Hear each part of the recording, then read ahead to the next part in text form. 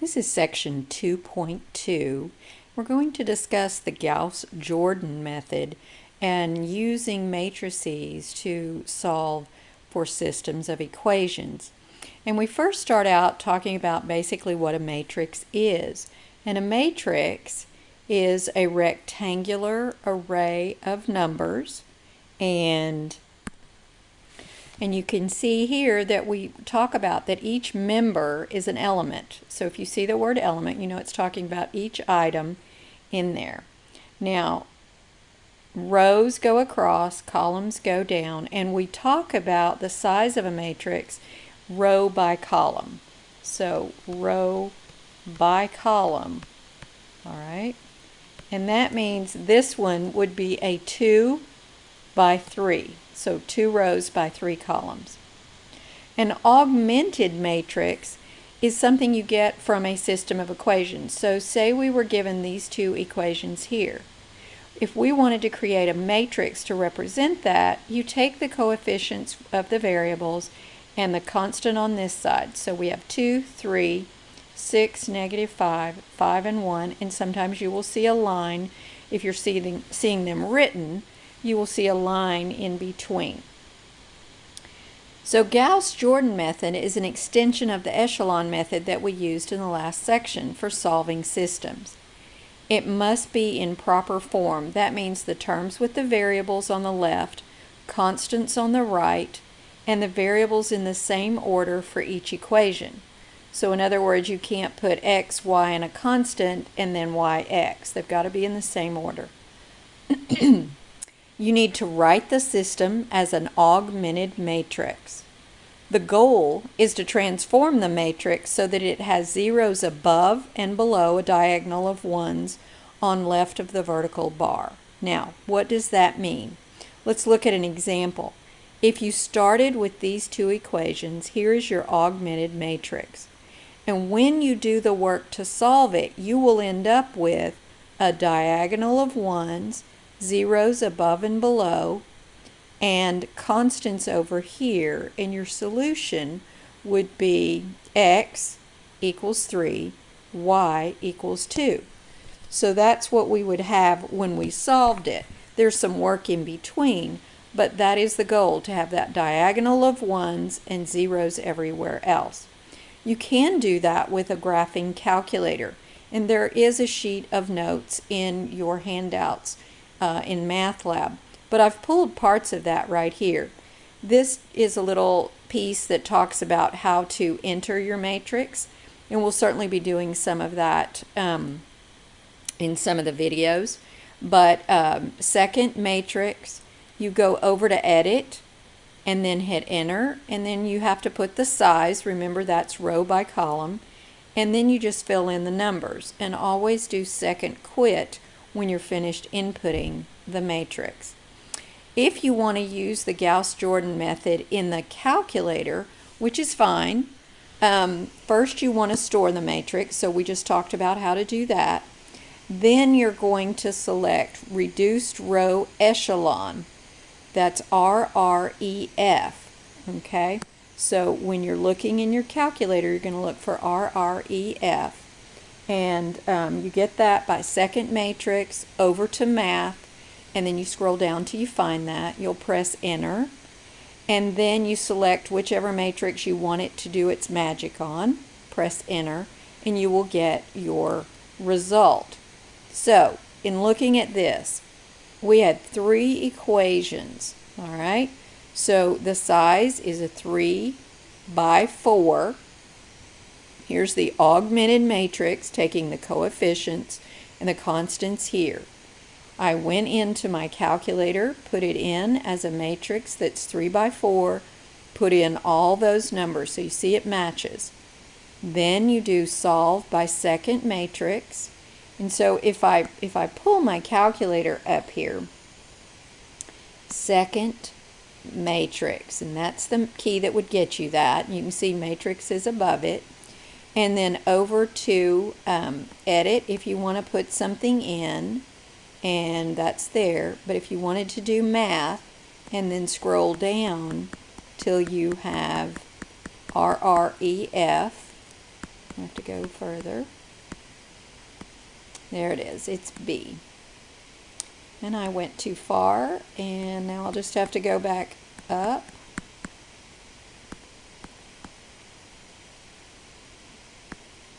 My calculator on this screen is being crazy. I don't know what that's doing. It's just going up and down. So I think it stopped. I think I can get faster to it if I do go up. All right, you can see that it is right there. And if you hit enter, then it's going to just wait for you to put, and I don't have that particular matrix in there, but if I did, I would choose A, and I hit enter, and you see I've got that diagonal row of ones right there. Everything else is zeros, and my solutions are over here. So that's what you're going to be looking for when we're working on our problems if we're using the calculator.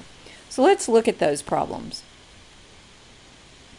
All right, these start out relatively easy. This says write an augmented matrix for the system of equations.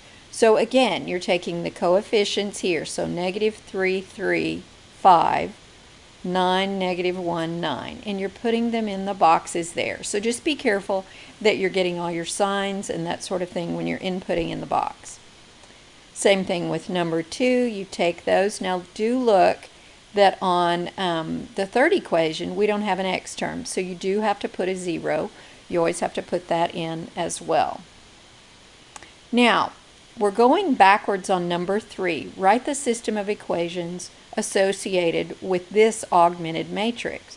So now we've already got the matrix. We want to turn it into a system of equations. Well, remember, that's x. There's nothing there. So x equals 5 and y equals 2. All right?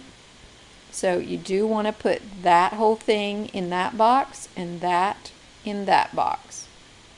All right, same thing for this, although they're just asking you use letters X, Y, and Z to represent the terms from the third columns of the matrix. So we would read X equals 6, Y equals 2, Z equals 4. They will go in alphabetical order.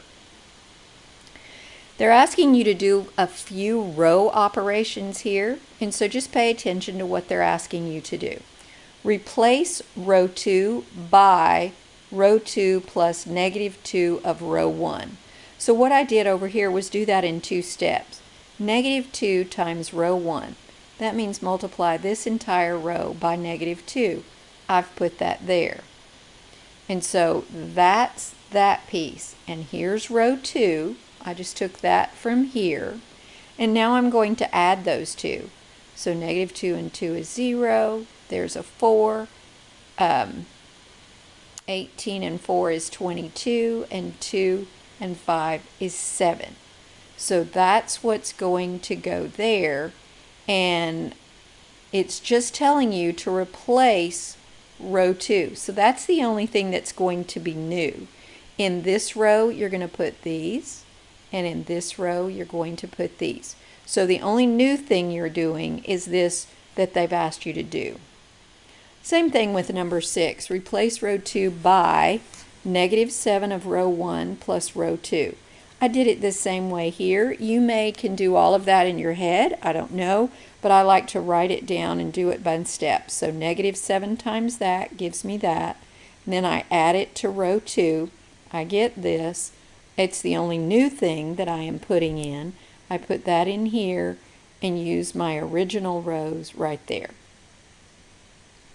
All right, in number 7, we are using Gauss-Jordan to solve the following system. Now, I've written out in this set of problems doing it by hand. I do not have a problem with you doing it with the calculator, but we do need to see how to do it by hand if we're ever forced to do that. So I wrote the system here as an augmented matrix, and my goal was to get this to be 1s and these to be 0s. So I tried to figure out that if I multiplied row 1 by -3 and then added it to my row 2, that's going to turn out, and I changed that that makes my new row 2. And that's going to give me a 0 there. So that was my first step. Then I found that if I added these two, that would give me a new row 1 with a 0 being there. So I did that. And then I needed this to be a positive 1, so I multiplied row 2 by negative 1, and that got me that. So my solution is now 3, 6. When you put it in the box, it's an ordered pair. It tells you that there. So I don't know why I have a negative 3. It should be a 3. All right. So you could do the same thing with number 8. Now what happens, I did the first thing, and when I did that to get a 0 here, it also gave me a 0 here. When you eliminate the variables in any equation like that, you're not going to have a solution. So just keep that in mind. If you eliminated your variables, which is what we've done here, we would not have a solution. All right, on this one I would say it's 3 equations, and we could use the calculator on that one. And if we did, remember that we would put it in like this. We have negative 1, 1, we have no z, so 0, negative 8. We don't have an x, and I did move everything to where constants were on the right, letters were on the left. So 0, 1, negative 5, 1, no y, so 0, 1, 7. So what size is that we're putting in? A 3 by 4. So second matrix, edit, put it in as a 3 by 4. And then second, quit out of that. Second matrix, math, choose R, R, E, F. Choose whichever letter matrix you've stored it in and hit enter, and you should get, remember, you should have a diagonal of 1s, 0s everywhere else, and then 5, negative 3, 2 would be your solution. So you should be able to get that. Number 10, we're going to use what we've been talking about to solve an application problem, a business problem. So this is talking about a knitting shop orders yarn from 3 different suppliers in these 3 cities. 1 month, the shop ordered a total of 97 units of yarn from these suppliers. And then it talks about delivery costs and total delivery cost. The shop ordered the same amount from Toronto and Ottawa. How many units were ordered from each supplier? So the first thing you want to do is designate what's going to be what. So I let X be Toronto's units, Y Montreal, and Z Ottawa. So what do I know? There was a total of 97 units. That gives me an equation. X plus Y plus Z equals 97. And then it told me the delivery costs for all of those. So 80X plus 47Y plus 61Z equals, and the total was right here, 5546. It also said the same amount from Toronto and Ottawa. That tells me that X has to equal Z. So now I've got 3 equations, 3 variables. I move everything to the left. So on this bottom one, I'm going to have a 1, 0, negative 1 for Z, and 0 on the right. I have 1, 1, 197. And then I have all of those numbers. Once you have that done, it's very easy and quick to solve with your calculator.